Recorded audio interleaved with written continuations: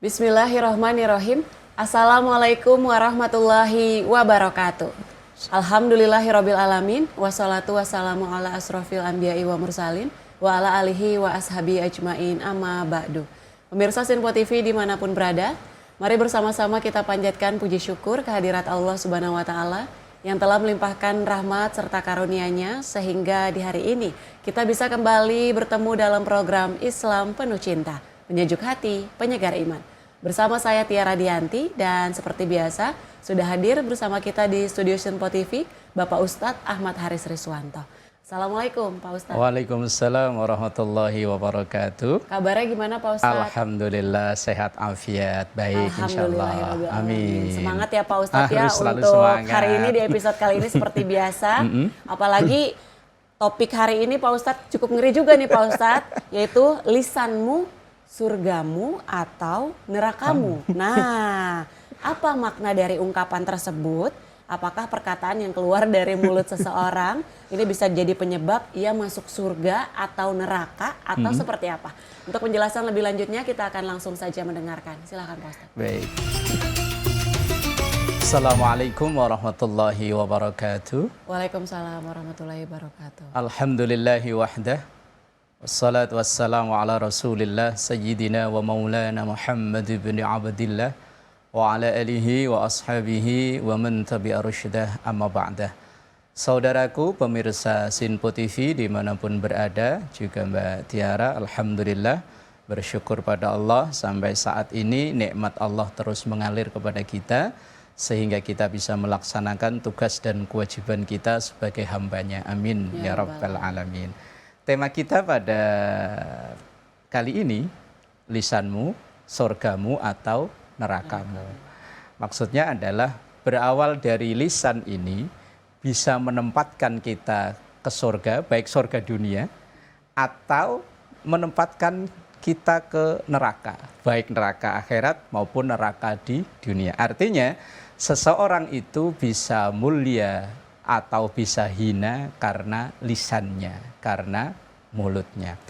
Kalau ada pepatah Jawa dulu bilang ajining sariro ono ing busono atau ajining diri ono ing kedaling lati. Seseorang bisa dihargai karena pakaian yang dipakainya, tapi orang bisa dihormati karena lisannya.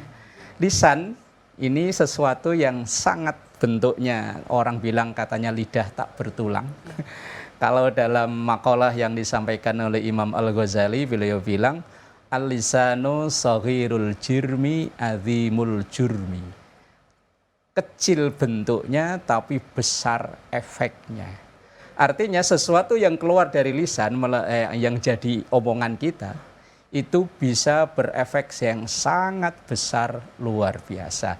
Yang haram bisa menjadi halal, yang halal bisa menjadi haram, ya gara-gara omongan, gara-gara lisan. Contohnya, yang haram bisa menjadi halal.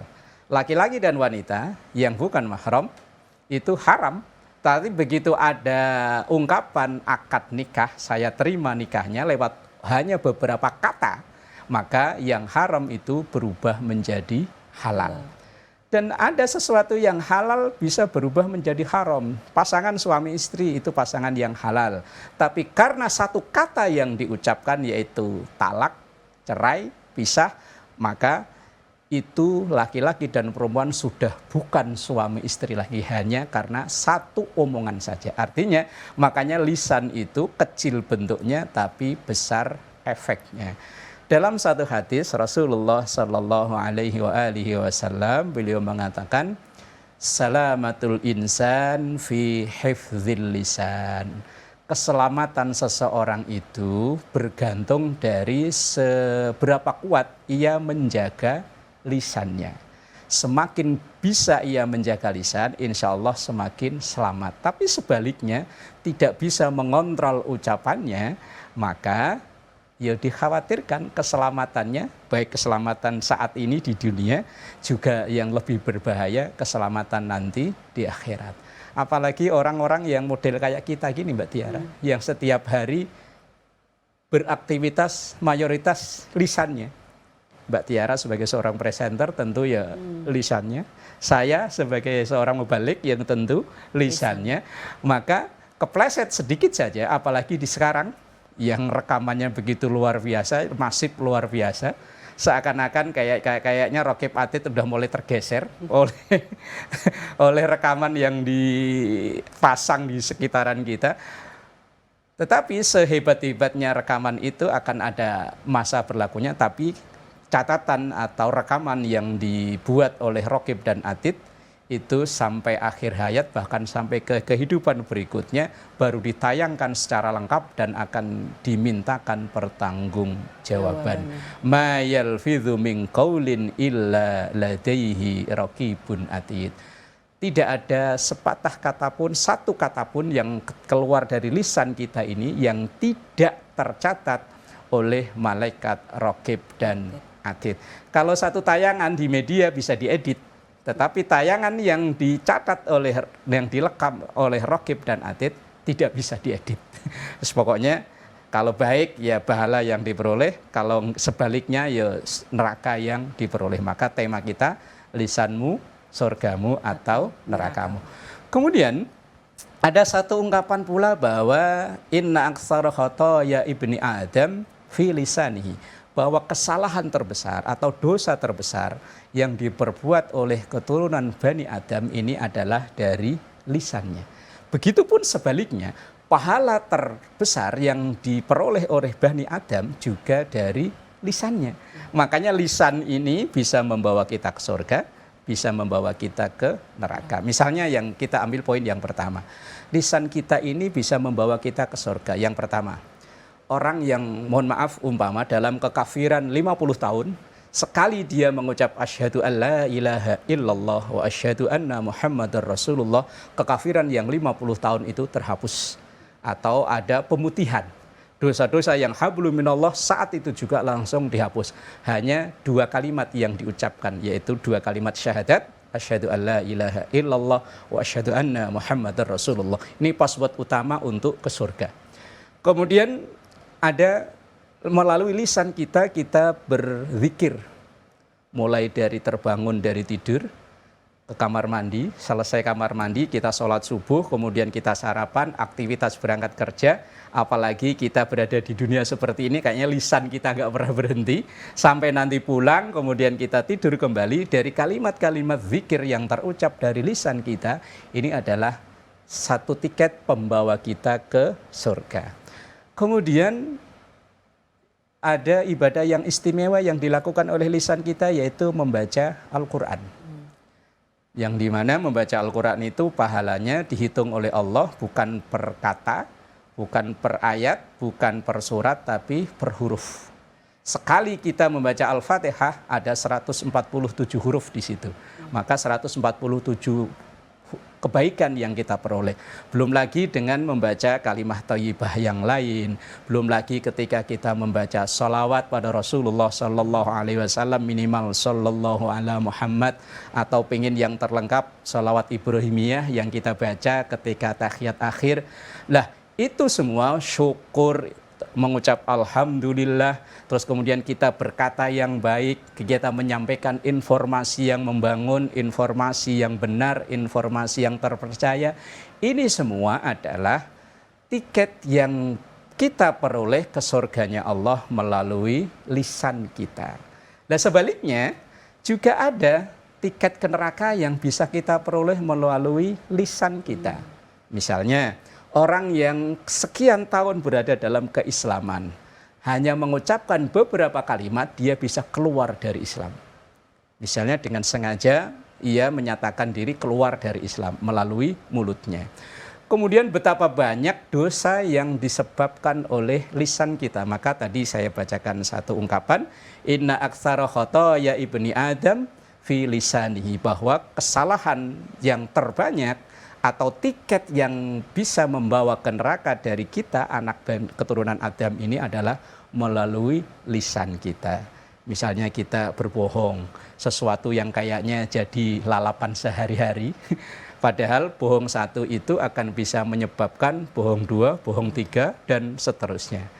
Kemudian berkata kasar, berkata yang tidak pantas, kemudian kita memaki-maki orang ini, dan masih banyak lagi contoh-contoh yang menyebabkan lisan kita ini menjadi sumber tiket ke arah nerakanya Allah. Maka yang disampaikan oleh Rasulullah Sallallahu Alaihi Wasallam, beliau berkata begini, man yadhmanuli ma baina lahyaihi atau lihyaihi wa ma baina rijlaihi azmanulahu al jannah.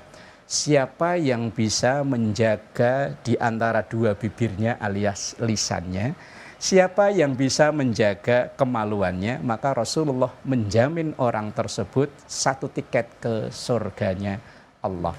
Maka dengan lisan inilah dunia bisa damai, dengan lisan ini dunia bisa berperang.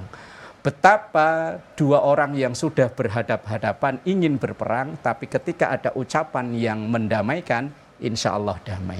Betapa sebaliknya ada orang yang dua-duanya damai, aman, sejahtera. Ketika ada kata-kata yang memancing pertikaian, maka pertikaian akan terjadi. Maka pandai-pandailah menjaga lisan kita. Kalau dulu ada satu ungkapan, mulutmu harimaumu. Dengan mulut ini kita bisa menjadi sebuah harimau, bahkan lebih dari itu. Kalau harimau paling menimbulkan korban hanya 1-2, tapi mulut bisa ratusan orang, bisa ribuan, bahkan bisa jutaan orang. Betapa terjadinya perang dunia saat itu, semoga tidak terjadi lagi, itu mungkin ya berawal dari lisan. Berawal dari omongan-omongan yang tidak mengenakkan, yang justru malah sebaliknya.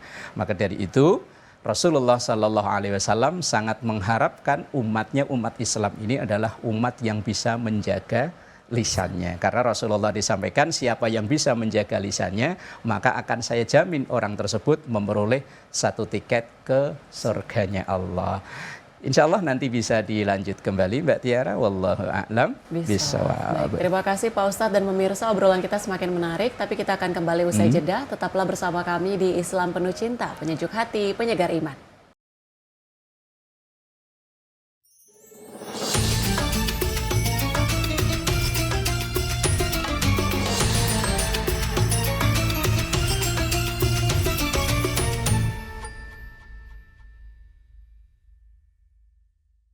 Alhamdulillahirrabbilalamin, Anda kembali menyaksikan Islam Penuh Cinta, penyejuk hati, penyegar iman. Bersama saya Tiara Dianti dan tentu masih bersama Bapak Ustadz Ahmad Haris Riswanto. Tadi disampaikan di segmen sebelumnya terkait tema kita, lisanmu, surgamu atau nerakamu. Memang kecil bentuknya tapi ternyata memiliki efek yang besar, yang luar biasa. Kalau tadi juga Pak Ustadz di segmen awal menyebutkan bahwa mulutmu harimaumu, itu istilah yang sering kita dengar ya Pak Ustadz ya. Tapi karena pergeseran zaman juga, pergeseran teknologi, rasanya pas juga kalau kita menyebut ketikanmu harimaumu nih. Sekarang apa-apa bisa orang ketik update story yang mungkin ternyata itu bisa menjadi bumerang bagi diri sendiri dan bahkan juga mungkin menyakiti orang lain yang bahkan targetnya ini luar biasa ya Pak Ustadz. Kalau di dunia digital nggak 1-2 orang, tapi mayoritas orang bisa mengakses kayak gitu ya Pak Ustadz ya, yang mungkin bisa menyakiti orang yang kemudian membacanya dari ketikan ataupun dari komen yang kita buat gitu Pak Ustadz. Nah ini gimana dengan fenomena sekarang ini Pak Ustadz, ketikanmu ini juga ternyata bisa jadi salah satu harimaumu gitu, silahkan. Iya. Saudaraku pemirsa Sinpo TV yang dimuliakan Allah, juga Mbak Tiara, kalau dulu Rasulullah mewanti-wanti kita umat Islamnya menjaga lisannya, menjaga omongannya. Lah sekarang orang berdalih, saya nggak ngomong kok, cuman ini doang nih. Dulu memang Rasulullah mengisyaratkan secara tekstual yang dijaga lisannya. Sekarang ya semua anggota badan kita. Semua anggota badan kita yang kita gerakkan jangan sampai menimbulkan hal-hal yang membawa madarat, hal-hal yang membawa kerusakan baik untuk diri kita apalagi orang lain, apalagi yang berefek besar. Lah di dunia digital sekarang memang orang cenderung diam. Kadang orang-orang yang seperti itu malah orang-orang yang tidak banyak bicara, tetapi ininya yang selalu bergerak terus. Nah sekarang mungkin ya kalau Mbak Tiara bilang tadi, kalau dulu mulutmu harimaumu, sekarang jarimu singamu mungkin ya, bukan harimau saja. Nah di media sosial banyak kita lihat dengan ketikan jarinya orang itu bisa menjadi istimewa, menjadi mulia, bahkan pundi-pundi rupiah bisa dihasilkan. Tapi sebaliknya dengan ketikan jarinya itu bisa menyebabkan madharat untuk dirinya, bahkan tidak sedikit yang sampai berakhir di penjara karena mungkin tulisannya atau mungkin dia komentarnya yang di situ menyinggung orang lain, menjatuhkan martabat orang lain. Berarti sumber dosa bukan hanya dari mulut tapi dari jari-jari tangan yang digerakkan untuk mengetik kata-kata yang bisa menyebabkan kerugian buat orang lain. Ya kalau dulu tadi Mbak Tiara bilang mulutmu harimau, sekarang ya jarimu adalah singamu. Bagaimana kita pandai menjaga jari-jari kita untuk apa yang kita ketik ini. Dalam Islam itu memang ada ajaran. Sekarang ini kita ini kan ketika membaca informasi baru setengah, langsung kita ikut berkomentar. Apalagi terkadang informasi itu sesuatu yang pas dengan hawa nafsu kita. Kita langsung berkomentar dengan komentar yang pedas dan sebagainya. Padahal dalam Islam itu ya ayyuhalladzina amanu in ja'akum fasikum binaba'in fatabayyanu. Kalau ada informasi, dalam Quran itu memakai bahasa naba, bukan khobar. Dalam Quran itu informasi itu kadang memakai kata khobar kalau bahasa kita kabar. Tapi ada yang memakai kata naba. Naba itu artinya informasi yang berefek besar. Informasi yang menyangkut hajat hidup orang banyak. Itu memakai naba. Lah kalau ada naba itu yang tadi itu dalam konotasi informasi yang berefek besar, maka fatabayyanu, cross check dulu. Kalau itu sebuah video, ya tonton videonya secara lengkap. Enggak hanya nonton sekian, hanya short video yang hanya sekian detik, kemudian kita komentar yang tidak-tidak. Bisa jadi komentar kita itu memang tidak manfaat, bahkan justru membawa mandorot buat kita. Kalau ada yang tidak terima, tersinggung dan lain sebagainya, ya efeknya bisa berakhir di jeruji besi. Gitu. Nah, maka ya jaga pintar-pintarlah. Kalau dulu hanya menjaga lisan, sekarang ya malah tambah kerjaan lagi. Pandai-pandainya menjaga ketikan tangan. Nah, dalam Islam itu tadi, kalau ada informasi yang berefek dalam skala besar, maka cross check dulu. Bahasa Qur'annya fatabayyanu. Artinya apalagi seharusnya lah kita yang tidak berkompeten di bidang itu, nggak usahlah berkomentar. Kecuali kalau memang kita dimintai komentar, dan komentar kita insya Allah itu termasuk kritikan yang membangun, ya silahkan. Lah kita ini kan sekarang, ngerti nggak ngerti, pokoknya komen aja lah. Padahal ini yang berbahaya. Komenan kita itu ya sama, akan dicatat oleh Raqib dan Atid. Ma yalfidzu min qaulin, kalau teks ayat ini qaulin, ucapan, ya mungkin sekarang ya tulisan, termasuk yang dicatat, dan insya Allah, ya bukan insya Allah, pasti akan dimintakan pertanggung jawaban. Maka ya untuk mengendalikan itu lebih baik menahan diri, tidak ikut-ikutan komentar kalau kita memang tidak paham benar dengan kasus yang terjadi itu. Wallahu a'lam bishawab. Terkait dengan menjaga lisan ataupun menjaga ketikan, itu salah satu hal yang menurut saya paling sulit Pak Ustadz untuk dilakukan, apalagi mungkin ketika lagi puncaknya emosi ataupun kesel, apalagi mungkin kalau ketemu langsung sama orangnya gitu ya Pak Ustadz ya, dalam posisi marah gitu ya, apalagi sulit dikendalikan gitu untuk kemudian bisa berkata yang baik atau mungkin tidak menyakiti orang lain. Gimana caranya agar kita bisa kemudian benar-benar menjaga lisan kita agar tidak menyakiti orang lain, tidak merendahkan orang lain. Begitupun dengan ketikan kita ya Pak Ustadz ya. Mungkin sama. Kita ngirim text message misalnya gitu kan. Itu bagaimana ya Pak Ustadz caranya? Baik, saudaraku yang dimuliakan Allah, pemirsa Sinfo TV, Mbak Tiara, memang Islam ini adalah agama solusi. Yang dari 15 abad yang lalu sudah banyak menyampaikan agar umatnya ini menjadi umat yang selamat, baik selamat dunia maupun selamat akhirat. Untuk menjaga lisan, kita pandai-pandailah mengucapkan sesuatu yang sekiranya bermanfaat buat kita. Kalau kita sebagai muslim tentu ya zikir dan doa. Atau paling tidak sebelum kita berbicara, kita berpikir dulu lah.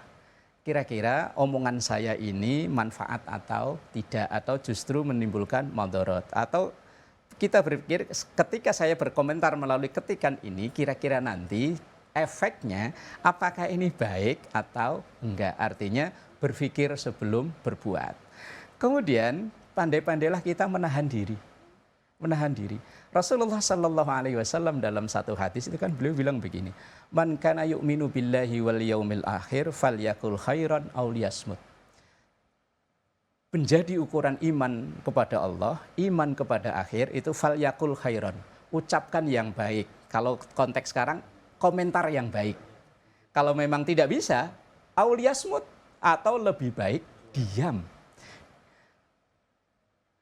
Dalam teks hadis ini Rasulullah memang saat itu falyakul, ucapkan. Nah, kalau kontekstual sekarang komentar atau ketiklah atau bikinlah pesan-pesan yang khairon, yang baik. Nah, tentunya kebaikan itu kan bersifat universal. Kebaikan itu bersifat umum yang tentu hampir semua kita tahu kok. Ini baik dan tidak itu hampir kita semuanya sebetulnya tahu. Bahkan ada dalam satu ungkapan itu istafti qalbaka. Mintalah nasihat dari hatimu yang paling mendalam. Hati yang paling dalam dari kita atau kita nyebutnya kadang hati kecil, itu aslinya ini baik tidak baik itu tahu. Cuma terkadang bertentangan dengan nafsu, keinginan untuk berkomentar, apalagi berita itu kayaknya cocok ini untuk nafsu saya, apalagi misalnya berita negatif yang berkenaan dengan lawan politik misalnya. Lah itu nafsu untuk segera berkomentar itu kadang tak terkendali. Padahal hati kecil itu sebetulnya tahu ini benar atau tidak. Maka Rasulullah sampaikan falyakul khairon aw liyasmut. Berkata yang baik, kalau memang tidak bisa maka lebih baik diam. Berkomentar yang baik, kalau tidak bisa lebih baik diam. Dan Rasulullah Shallallahu Alaihi Wasallam menempatkan itu sebagai ukuran iman pada Allah, iman pada hari akhir. Berarti secara tidak langsung bisa dilihat iman seseorang kepada Allah dan iman kepada hari akhir itu bisa dilihat dari nada bicaranya, komentar-komentarnya di media sosial, dan lainnya. Kalau memang dia bisa menjaga, insya Allah itu imannya juga terjaga. Tapi kalau tidak, itu menunjukkan betapa imannya itu rusak. Jangan sampai ada, mungkin Mbak Tiara mungkin pernah dengar omongan begini, orang itu sebenarnya baik, cuma omongannya aja yang kasar. Pernah dengar kan? Sering, orang hasilnya baik, beginilah Mbak Tiara. Omongan itu kan ibarat kalau sebuah teko itu mulut teko ini. Kalau dalamnya ini teh, yang dikeluarkan dari mulut teko itu ya teh. Kalau dalamnya ini kopi, yang keluar itu ya mulut kopi, ya kopi. Lah begitu pun hati manusia. Kalau dalam hatinya itu baik, insya Allah yang keluar juga kata-kata baik. Kalau dalamnya ini kok, mohon maaf, tidak baik, maka yang keluar itu juga tidak baik. Karena ucapan itu adalah cerminan dari apa yang ada dalam hatinya. Kalau ucapannya baik, insya Allah itu hatinya baik. Maka satu hadis Rasulullah Sallallahu Alaihi Wasallam, dalam diri setiap kita ini ada segumpal daging, segumpal darah. Kalau itu baik, maka yang lain ikut baik. Tapi kalau itu buruk, yang lain ikut buruk. Termasuk kalau yang keluar dari mulutnya itu baik, insya Allah dalam hatinya baik. Tapi kalau yang keluar dalam mulutnya kok sumpah serapah, maki-maki dan lain sebagainya, menunjukkan bahwa hatinya isinya yaitu. Nah, jadi tidak selamanya benar kalau ada orang bilang sebetulnya dia baik, hanya omongannya yang kasar, omongannya yang dan lain-lain. Sebenarnya nggak seperti itu. Itu mulut adalah cerminan hati. Wallahu a'lam bishawab. Baik, terima kasih Pak Ustadz. Semoga melalui Islam Penuh Cinta di episode kali ini terkait lisanmu, surgamu atau nerakamu ini bisa bermanfaat. Semoga kita bisa lebih menjaga lisan kita dan juga tentunya jari kita dalam mengetik ya Pak Ustadz ya, agar kemudian bisa lebih baik lagi dalam berkata dan juga mengungkapkan ataupun pendapat yang kita maksud. Semoga Islam Penuh Cinta kali ini juga bisa menambah hasanah keilmuan bagi pemirsa Sinpo TV dimanapun berada. Dan saya Tiara Dianti mewakili seluruh kerabat kerja yang bertugas pamit undur diri. Terima kasih. Wassalamualaikum warahmatullahi wabarakatuh. Astaghfirullahaladzim laqal ma'bud ya dzal jalali wal ikram. Bismillahirrahmanirrahim. Alhamdulillahi rabbil alamin. Allahumma salli wa sallim ala sayyidina Muhammad wa ala ali sayyidina Muhammad. Allahumma inna nas'aluka ilman nafi'a wa fahman wasi'a wa amalan mutaqabbala wa rizqan katsiran halalan tayyiban mubarakan wa waladan salihah. Rabbana taqabbal minna innaka antas samiul alim wa tub alaina innaka antat tawwabur rahim. Rabbana atina fid dunya hasanah wa wa fil akhirati hasanatan wa qina adzabannar. Sallallahu ala sayyidina Muhammad wa ala alihi wa sahbihi wa baraka wa sallam. Subhana rabbika rabbil izzati amma yasifun wa salamun alal mursalin walhamdulillahi rabbil alamin. Terima kasih dan mohon maaf. Assalamualaikum warahmatullahi wabarakatuh. Waalaikumsalam.